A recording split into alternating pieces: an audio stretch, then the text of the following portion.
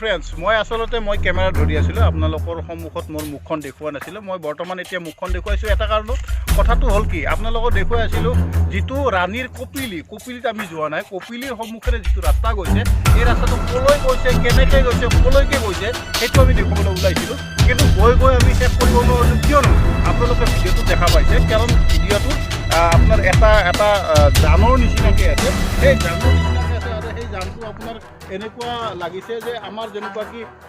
পানীত খহি গৈছে পানীত খহি যোৱাৰ ফলত সেই ৰাস্তাটো গোটেই ৰাস্তাটো উঠি গৈছে আৰু সেই ৰাস্তাটো উঠি যোৱাৰ ফলত এই ৰাস্তাটো বিফল হৈ গৈছে আৰু সেই ৰাস্তাটোকে আমি যাব নোৱাৰোঁ গতিকে আপোনাৰ কি কাৰণত এই ৰাস্তাটো ক'ৰ পৰা ক'লৈকে গৈছে আমি দেখুৱাব নোৱাৰিলোঁ গতিকে আমি নেক্সট এপিছ'ডত আমি আকৌ আহিম আমি কিবা কৰি হ'লেও আমি গৈ পেলাই সেই জেগা দেখুৱাবলৈ চেষ্টা কৰিম গতিকে আমি এইখিনিতে আমি আমাৰ ভিডিঅ' সমাপ্ত কৰিছোঁ গতিকে আপোনালোকক মই এটা কথাই কওঁ এই চেনেলটো এই ফ'কাছ চেনেল যিটো আমাৰ এই ফ'কাছ চেনেল আছে এই ফ'কাছ চেনেলটো আপোনালোকে লাইক শ্বেয়াৰ